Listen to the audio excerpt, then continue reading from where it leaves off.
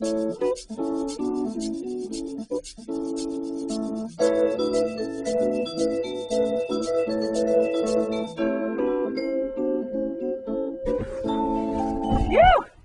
Thank you for opening that box. I don't like being in boxes. It's stuffy in here. You have to sit still. I'm not really a sit still kind of person. I'm not really an in the box kind of person either. I'm more of an out of the box kind of person. You know, Mrs. Tedford, I think that we could sell this machine. This is a fabulous machine. I think we should sell it and move it to New York.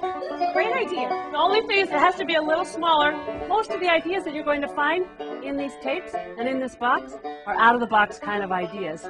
If you want to line up in order, right ventricle, then pulmonary artery, two lungs. We are the leaves. We supply carbon to the tree to feed the tree. We are the leaves. It basically is about entertaining and educating all at the same time.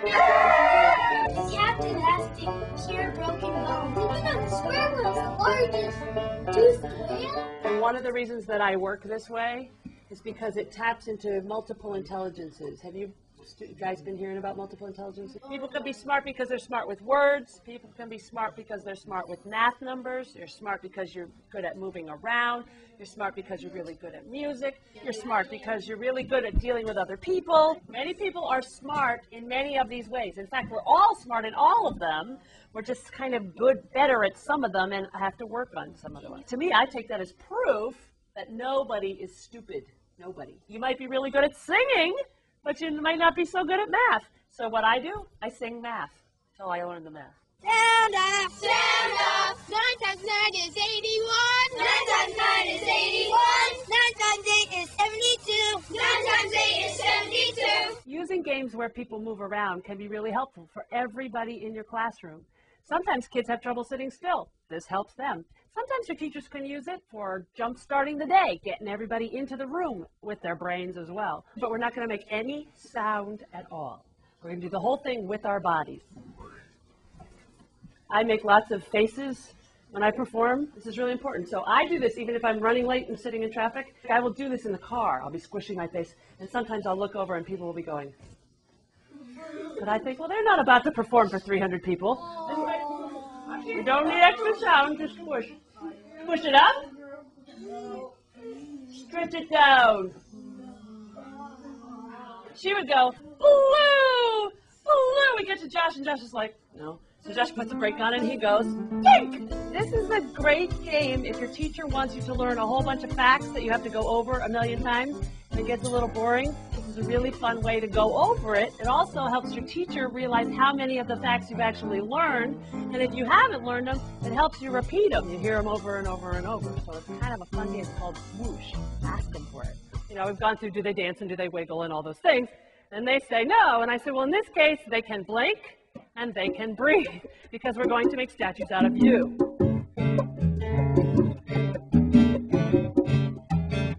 There he is. How fabulous.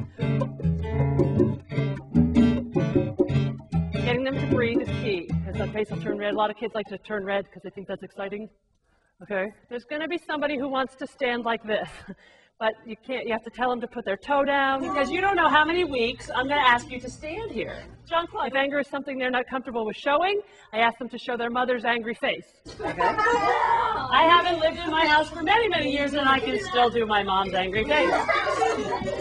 Okay. Statues is basically, for you as an educator, it is a freeze mechanism to hold the entire class still so you have a second to focus with them. 1, 2, 3.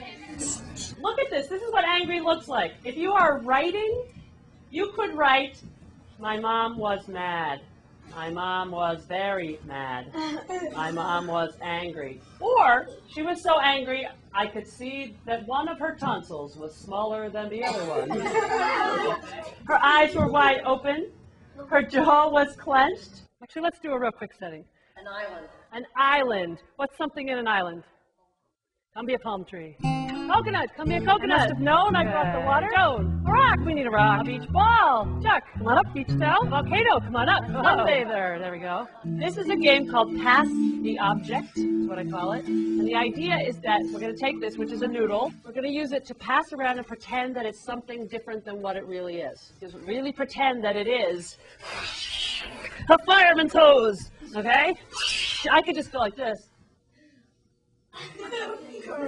Or I could realize that when the water goes out of the hose, it's speedy and it's fast and it's a lot of pressure, and it sometimes might be enough to push the fireman backwards, especially if it's me, because I would be a very wimpy fire person. So this could be as little as A lipstick. if you do a fashion show in your school, you might want to give them a little runway etiquette, because they will run. Take the time to show off a little, okay? Show off your outfit. Note the craftsmanship of our king's crown. It's all the rage to drift in the current, looking trendy and vibrant, but she can also swim with stylish jet propulsion.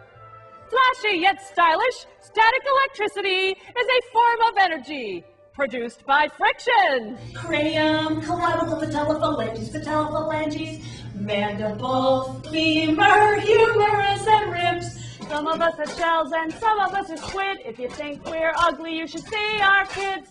We are spineless. After studying the rainforest, you know that if you lose one species, you lose another species and another species. We need to make up an animal, so we need somebody give me a letter of the alphabet. B. B? Okay, B. T. T? E.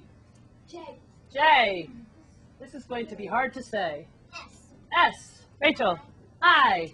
I'm going to say it's Pajetsi. Pajetsi? But is this a silent T? Patejsi. There we go. This is the food. Right now we know it eats kinkajous and blue and red sneakers that are Nikes with 3 swooshes checks on the side and white shoelaces. Ben, what does it need? It's nuclear acid. Okay. 6 wings, and it flies big. It has 45 trillion legs with 10 feet big. Each feet is. Anything else? What about its mouth, its teeth, its eyes? Okay. Who has a sound for him to make? Let's all try that. Ready? 1, 2, 3. You can truly act out anything. Each Patejsi, please choose a habitat and move over to one of them. It has a lot to do with cooperation and getting your team to work together. As quickly as you possibly can, I would like you to get into the new shape. You ready? Go. 4 plus 6 is 10. 9 plus Should we go for multiplication? Yeah! Okay. Here's the deal. Get a partner. There are so many ways that people can act out scenes about mythology, or act out a historical event, or act out a legend about your town or your region. So we're going to feel what it's like to be taxed without representation, where you have no say. And it just felt like it was just totally random. The tax collectors are coming to you, and they will collect 1 M&M from each person who is wearing red. King George, is this enough money to pay off your debt? No, you think you need some more? Everybody's been sitting right down now.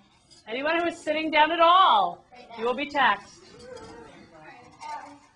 Take a moment right now before we continue to write down some of your feelings about this taxation without representation. Whoops, your crown's on backwards. All planned, they're all ready to go, and there are always students in the background going, oh, this looks good. Wait, what do they wear? Wait, are they cold in this part of America? Okay, cold, okay. And they're like, help me out.